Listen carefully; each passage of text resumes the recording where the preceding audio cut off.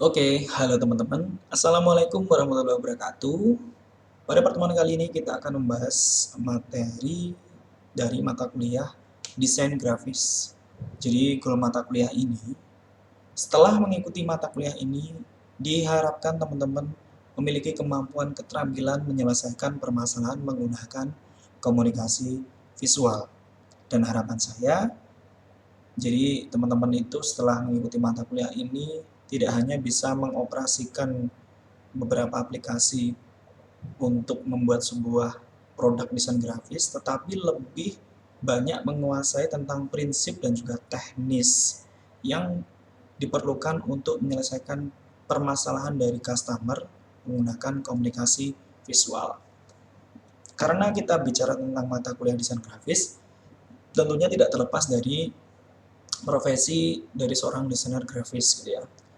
Jadi berdasarkan pengalaman yang saya alami, sebenarnya ada beberapa sikap yang harus kita miliki. Yang pertama itu adalah sikap empati. Jadi seorang desainer grafis itu wajib memiliki yang namanya empati.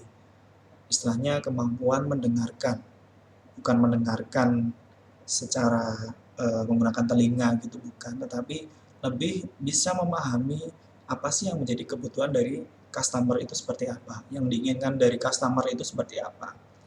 Terus yang kedua adalah adanya sikap mau terus belajar. Seperti yang pernah saya alami dulu ketika saya itu S1, saya itu cukup puas dengan kemampuan saya membuat sebuah karya vektor art gitu ya. Jadi vektor wajah. Dan ketika saya berbangga dengan kemampuan seperti itu, ada masa di mana saya itu cukup eh, merasa cukup lah dengan kemampuan itu. Dan ternyata semakin ke sini, aplikasi untuk vektor wajah itu sudah ada. Dan secara otomatis, kemampuan saya membuat vektor wajah itu sepertinya useless atau istilahnya kurang berharga untuk dilakukan. Dan ketika saya tidak mau mempelajari hal yang baru atau istilahnya mengikuti tren itu, tren dari produk grafis itu seperti apa, secara otomatis saya akan stuck di kompetensi tersebut dan akhirnya saya akan tertinggal.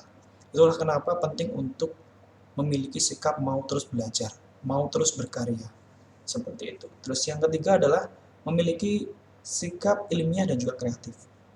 Diharapkan teman-teman di sini itu tidak hanya bisa membuat sebuah produk grafis yang bagus, karena kalau kita cuma terfokus pada sebuah produk desain yang grafis yang bagus gitu ya, itu mungkin sama halnya dengan teman-teman itu seniman gitu ya. Kalau kita berbicara seorang seniman, itu kalau membuat sebuah gambar itu kan ada yang abstrak gitu ya, yang bahkan ketika kita datang di sebuah event atau melihat lukisan itu kadang kita nggak ngeh, ini lukisan abstraknya yang bagus apanya gitu ya. Tetapi bagi seorang seniman itu merupakan sesuatu pendekatan seni yang tinggi dan juga filosofisnya itu dalam.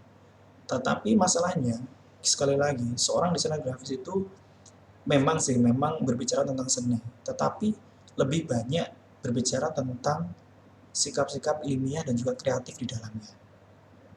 Oke. Dan yang keempat adalah sikap optimis dan juga positif.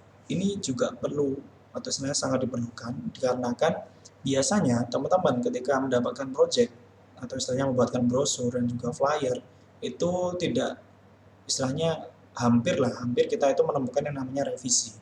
Jadi ekspektasi konsumen itu terkadang tidak tidak bisa eh, menghargai apa yang sudah kita lakukan atau sebaliknya, karena kita itu sudah memberikan effort yang terbaik membuat sebuah produk yang baik tetapi belum tentu bisa diterima oleh customer. Nah, itulah kenapa kita harus memiliki sikap yang optimis dan juga positif. Kalau memang semuanya kita disuruh untuk merevisi, ya kita merevisi karena kitalah yang membuat desainnya dan mereka punya kebutuhan dan kitalah yang mewujudkannya. Seandainya tidak ada istilahnya adanya ada ketidakcocokan, secara otomatis kita harus legowo untuk bisa merevisi sampai apa yang diinginkan oleh customer ini terwujud. Walaupun pada endingnya nanti itu memang tidak worth it dengan persepsi kita. Tapi sekali lagi, seorang desainer grafis itu tidak boleh memiliki sikap yang egois yang terlalu tinggi. Jadi kita bolehlah memberikan saran kepada customer. Tetapi kalau saran itu istilahnya belum bisa diterima oleh customer dan customer itu istilahnya masih kekeh dengan apa yang dia prinsip yang dia miliki, berarti kita harus ngikutin aja. Oke. Terus untuk menjadi seorang desainer grafis paling enggak memang banyak hal yang perlu dikuasai. Cuma di sini saya akan mencoba menjabarkan di dalam satu video ini hal yang sangat fundamental yang perlu teman-teman pahami. Ada 8 hal. Yang pertama ada garis, kemudian bentuk 2 dimensi, 3 dimensi, kemudian ada tekstur, kemudian ada warna, ada gambar, ada layout komposisi, balance atau keseimbangan, dan terakhir adalah tipografi. Mari kita kupas satu persatu. Pertama adalah pengetahuan tentang garis gitu ya. Sebenarnya garis itu merupakan sebuah komponen dasar yang selalu ada di dalam sebuah produk desain. Tidak ada desain tanpa garis, itu yang saya katakan. Bahkan teks ataupun angka itu lahirnya itu karena adanya garis. Satu garis yang disambung menjadi satu garis, kemudian disambungkan lagi sampai akhirnya membentuk yang namanya teks dan juga gambar. Jadi yang perlu dipahami adalah garis itu merupakan suatu hal yang sangat fundamental. Nah, terus kemudian ada pemahaman tentang bentuk 2 dimensi. Kalau di dalam bahasa Inggris, bentuk 2 dimensi itu biasa disebut sebagai shape dan terbagi menjadi geometric shapes dan juga organic shapes. Perbedaan yang paling mencolok di sini adalah kalau geometrik itu sifatnya dia terdiri dari bentuk yang sifatnya terstruktur. Jadi seperti segitiga, kemudian persegi panjang, kemudian persegi, ada lingkaran, dan dia rapi. Berbeda dengan organic shapes, atau saya lebih menyebutnya free form atau bentuk bebas. Ini lebih ke bentuk-bentuk abstrak seperti itu. Lanjut, setelah kita memahami bentuk 2 dimensi, kita juga harus tahu perbedaannya dengan bentuk 3 dimensi itu seperti apa. Kalau bentuk 2 dimensi itu istilahnya seperti yang ketahui, ada istilahnya organik dan juga geometrik. Kalau bentuk 3 dimensi itu pengembangan dari bentuk 2 dimensi yang ditambahkan light dan shadow dan juga perspektif. Kalau bentuk 3 dimensi dalam bahasa Inggris biasanya disebut sebagai form gitu ya. Jadi contoh kita lihat contoh di bawah sini, di samping gitu ya. Ini ada bentuk 2 dimensi dari lingkaran. Kita tambahkan efek lighting ya. Jadi di separuh lingkaran ini kita buat putih, kemudian kita tambahkan efek bayangan. Jadi kita kasih hitam-hitam, kemudian di belakangnya dikasih bayangan. Sudah deh jadi bentuk yang namanya 3 dimensi. Kemudian ada lagi bentuk 2 dimensi dari kotak atau persegi ya. Kemudian kita kasih efek lighting, depannya kita kasih putih, kemudian bagian atas sama sampingnya kita kasih shadow. Kemudian ditambahkan beberapa garis biar muncul perspektif. Kemudian dari persegi itu menjadi sebuah kubus. Dan banyak lagi contoh yang selainnya. Jadi intinya bentuk 3 dimensi itu adalah model pengembangan dari 2 dimensi. Terus kemudian pengetahuan dasar tentang tekstur. Jadi tekstur ini sebenarnya merupakan visualisasi sebuah permukaan objek dalam sebuah desain yang bisa dirasakan. Contohnya ketika teman-teman lihat gambar yang ada di samping ini ada tekstur kayu. Secara otomatis otak kita akan bekerja, kita pernah memegang kayu dan kayu itu kasar. Dengan melihat tekstur kayu yang seperti ini, kita bakal tahu bahwa tekstur yang ada di kayu ini sifatnya kasar. Kemudian ada tekstur tembok. Ini ya, ada pavement gitu. Ini sekali lihat saja sudah tahu bahwa tekstur ini kasar. Jadi tekstur itu sebenarnya merepresentasikan sebuah visualisasi sesuatu yang bisa kita rasakan, baik itu halus, kasar, panas, dingin, basah, dan juga sejenisnya. Berlanjut, nah ini hal yang sangat penting yaitu tentang warna. Biasanya kita kan kesulitan untuk memilih warna, dan biasanya kita itu punya egositas terhadap warna. Kita merasa warna pilihan kita itu yang paling bagus, dan sampai akhirnya kejadian kita tuh istilahnya menghasilkan sebuah produk yang tidak sesuai dengan ekspektasi customer. Jadi pendekatan tentang warna itu sebenarnya definisi warna ya. Warna itu bisa mengekspresikan mood, emosi, serta spirit yang ada pada desain yang kalian buat. Jika kalian ingin memiliki warna yang bagus dalam desain, kalian cukup pelajari tentang color theory, color psychology, dan juga color wheel, dan juga color harmony. Dan perlu digarisbawahi, warna hitam, putih, dan abu ini adalah netral color, atau istilahnya warna netral. Dan saya pribadi, kalau mau egois, saya itu suka warna-warna yang netral. Jadi ada hitam, putih, abu-abu, itu adalah warna yang saya sukai. Bahkan ketika membuat sebuah PPT kayak gini, saya cukup kombinasi dari warna putih, hitam gitu ya. Kemudian ada sedikit sampel mereka dominannya warna abu-abu. Cuma permasalahannya kalau kita diberikan istilahnya diberikan pada customer gitu ya, kita nggak mungkin egois terhadap warna yang kita sukai. Jadi kita harus mengetahui customer itu maunya apa sih. Nah, contoh katakanlah ada customer yang dia itu pengen punya brosur yang dominan warna biru. Dengan memahami color wheel, jadi ada istilahnya color wheel, kita akan tahu, oh ternyata warna biru itu akan bagus jika dikombinasikan dengan warna kuning dan juga merah. Dan teman-teman untuk pemahaman tentang color wheel ini supaya mendapatkan harmoni di dalam warnanya atau pemilihan warna yang harmoni, itu nggak perlu belajar lebih dalam, cukup banyak latihan dan juga menggunakan aplikasi di Android itu ada aplikasi color harmony. Jadi di situ sudah ada aplikasi yang menunjukkan, katakanlah semuanya kamu memilih warna dasar yang katakanlah biru, secara otomatis aplikasi itu akan menunjukkan kira-kira warna yang bagus untuk digandingkan warna biru itu apa aja. Itu sudah ada. Kemudian bicara psikologi warna atau color psikologi, itu sebenarnya apa ya?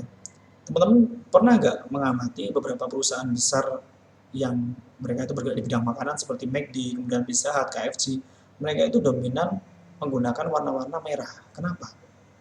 Padahal merah itu sifatnya adalah ambisi. Kemudian dan ternyata di riset warna merah itu dapat memicu efek lapar. Seperti contoh teman-teman melihat cabai gitu ya. Ketika melihat cabai itu kan ada rasa-rasa ingin makan, terkesan terbayang rasa pedesnya seperti itu. Terus kemudian ada warna hijau. Warna hijau itu kalau orang lihat itu bakal merasa dia itu tenang gitu ya.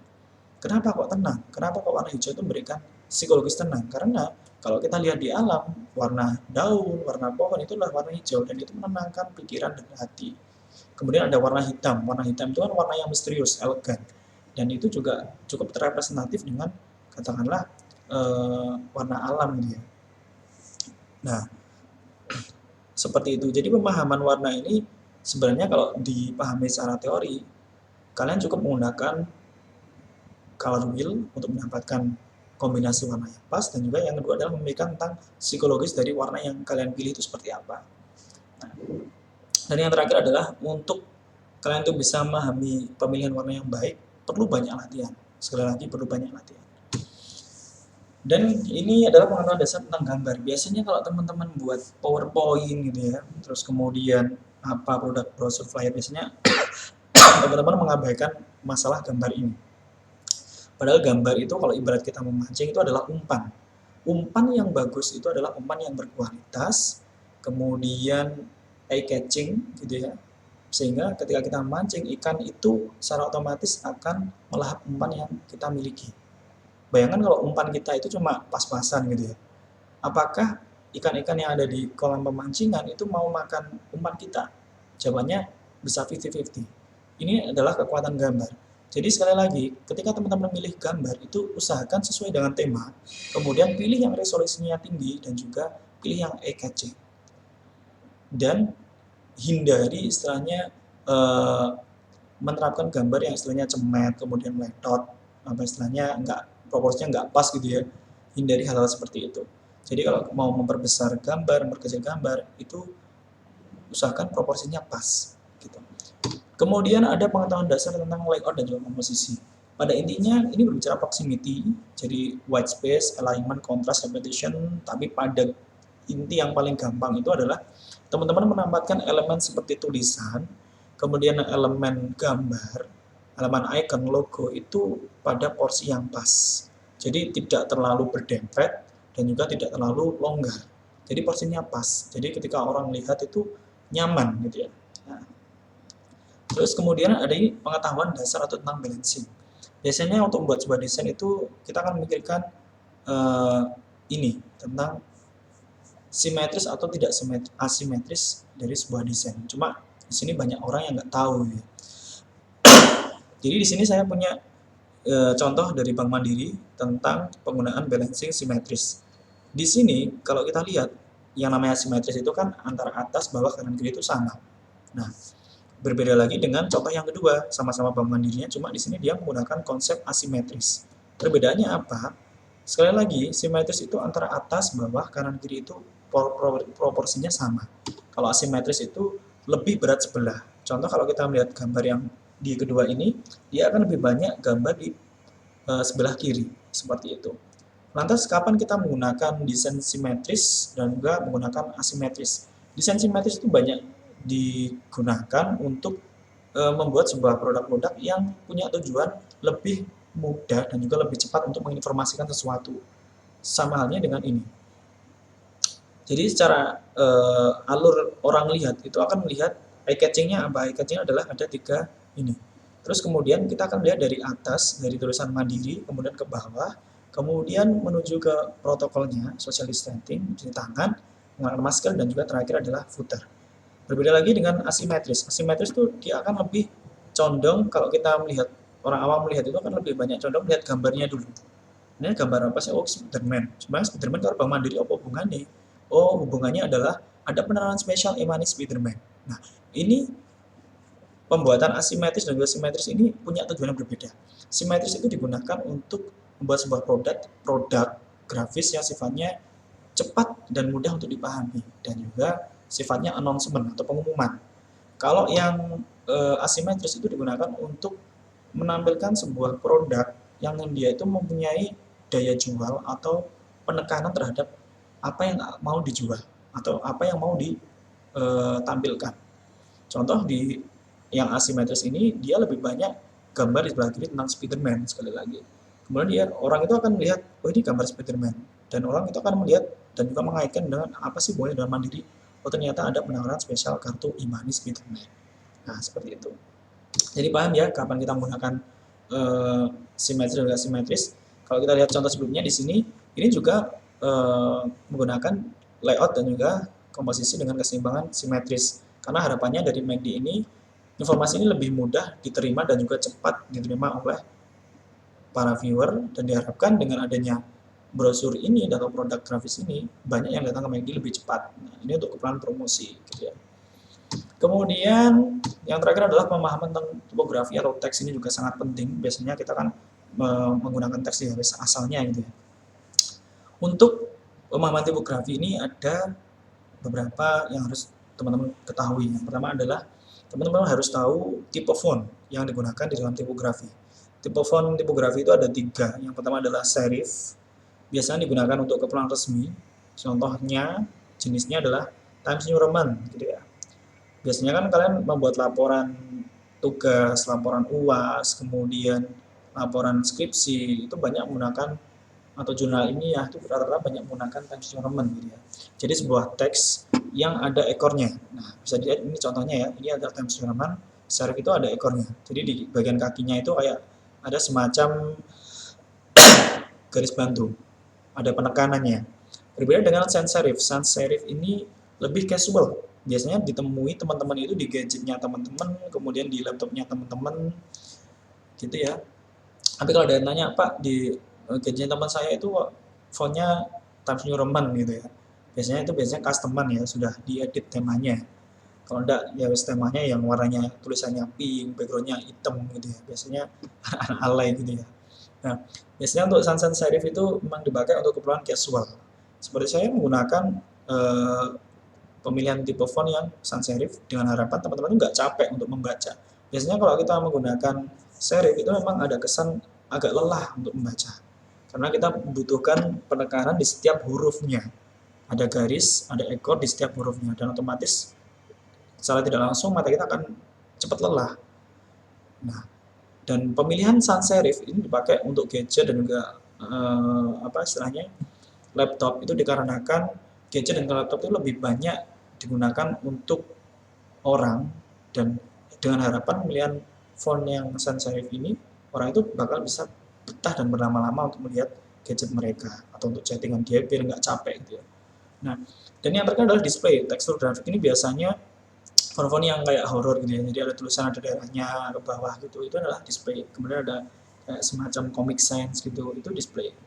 Nah, biasanya dipakai, ya ini jarang dipakai sebenarnya. Font-font ini dipakai ketika event-event tertentu aja atau tematik gitu ya. Dan tolong diperhatikan dalam membuat sebuah produk itu paling enggak teman-teman melibatkan 2-3 jenis font saja. Jadi enggak usah banyak-banyak, cukup maksimal 2-3 jenis font. Dan yang perlu diperhatikan di sini adalah kerning, kemudian leading, tracking, dan juga hierarchy. Ini kalau saya lebih mudahnya itu seperti yang layout dan juga komposisi ya. Jadi memberikan nafas, kemudian menitik beratkan mana yang judul, mana yang subjudul, mana yang istilahnya isi dan juga mana yang footer kayak gitu ya.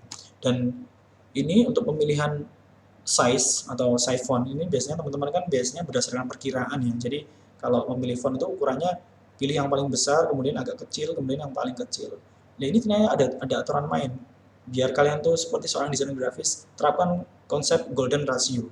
Kita nggak usah mempelajari golden ratio itu sejauh seperti apa, cukup ketahui bilangan desimalnya adalah 1,618. Untuk menambahkan ukuran font, tinggal dikalikan. Untuk mengurangi ukuran font, tinggal dibagi. Jadi sekali lagi semuanya simulasi ya. Saya punya font dengan judul 44 PT ya. Kemudian saya ingin menambahkan size dari font tersebut, otomatis saya akan mengalihkan 1,618. Nanti akan muncul angka dan itu yang dimasukkan ke dalam aplikasinya teman-teman. Dan kemudian kalau ingin menerapkan font yang ukuran di bawahnya, tinggal 44 dibagi 1,618. Sekali lagi, font dikali untuk menambahkan dan font dibagi untuk mengurangi. Bisa dipahami ya? Nah, itu adalah pemahaman sekilas sebenarnya tentang fundamental dari pemahaman dasar dari desain grafis ya. Saya harapkan teman-teman dari poin 1 sampai 8 ini benar-benar bisa memahami key pointnya atau prinsipnya. Hal ini sangat penting sekali lagi. Jadi di sini saya menjabarkan tentang apa yang saya alami dan apa yang saya pelajari dan yang biasa saya gunakan di keseharian saya dalam membuat sebuah produk grafis. Untuk selanjutnya, saya akan memberikan teman-teman keterampilan tentang bagaimana sih cara kita itu bisa membuat sebuah produk yang variatif dengan kreativitas yang cukup tinggi dengan menerapkan konsep amati, tiru, dan juga modifikasi. Karena konsep ATM atau amati, tiru, modifikasi ini merupakan sebuah konsep yang saya rasa cukup mudah bagi pemula untuk menghasilkan sebuah produk yang bagus gitu ya. Dan nanti akan ada simulasi juga tentang apa yang saya lakukan mengenai konsep amati, tiru, modifikasi ini. Oke, saya rasa cukup untuk perkuliahan hari ini. Lanjut untuk pertemuan selanjutnya ya. Saya rasa cukup. Assalamualaikum warahmatullahi wabarakatuh.